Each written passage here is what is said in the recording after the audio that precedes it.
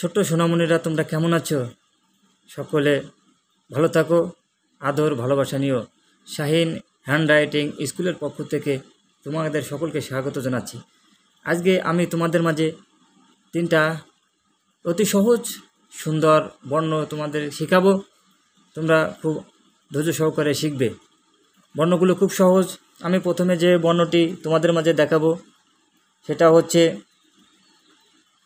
গতানুগতিকভাবে আমরা যেটা লিখে থাকি সেটা দেখতে অনেক বেশি একটা ভালো হয় না, সুন্দর হয় না, এবং দ্রুততা লিখলে দ্রুততার সঙ্গে যদি লেখো তাহলে সেটা তেমন মাধুর্যতা সম্পূর্ণ হয় না।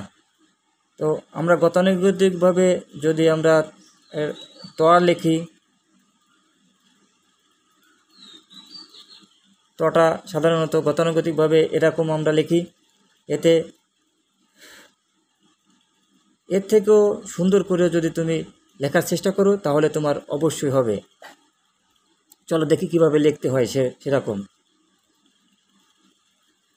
আমি এরকম একটা সুন্দর করে একটা মাত্রা দিলাম। এই মাত্রার মিডিল মাঝ বরাবর থেকে সুন্দর করে টেনে ডানের দিকে একটু বাঁকিয়ে সুন্দর করে একটা তোয়া দিলাম। দেখো এই তোয়াটা এই তোয়ার থেকে এই তোয়া দেখতে কত সুন্দর লাগছে। তো তোমরা যদি এভাবে প্র্যাকটিস করো তাহলে ইনশাল্লাহ তোমাদের ভালো হাতের লেখা দ্রুততার সঙ্গে পরিবর্তন হবে। দেখো আমি আবার লিখতেছি, এরকম একটা গোল্লা দিলাম, সুন্দর করে এই যে সুন্দর করে এভাবে উঠিয়ে দেব। আর আমরা সবসময় সতর্ক থাকব যেন এই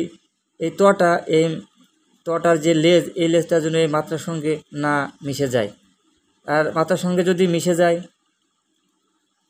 তাহলে কিন্তু লেখাটা অনেক সুন্দর হয় না। সো এভাবে তোমরা যদি প্র্যাকটিস করো তাহলে তোটা আরও তোমাদের সুন্দর হবে। এরকম একটা মাত্রা দিলাম, সুন্দর করে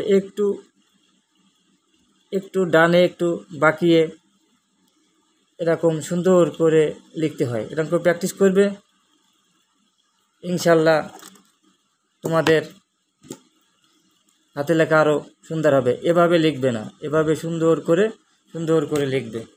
এবার তোয়া দিয়ে যদি আমরা কিছু শব্দ তৈরি করি, তোয়া দিয়ে লেখা যায় তাল কীরকম লিখতে হয় দেখো।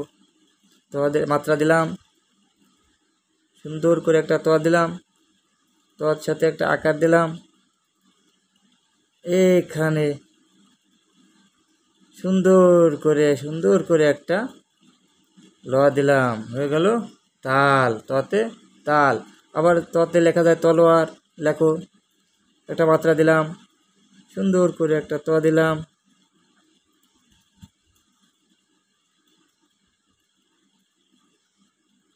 ল ওকার দিলাম,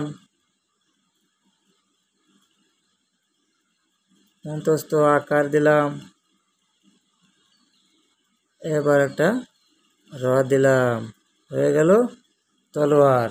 এভাবে সুন্দর করে তোমাদের হাতের লেখা সুন্দর করতে পারো।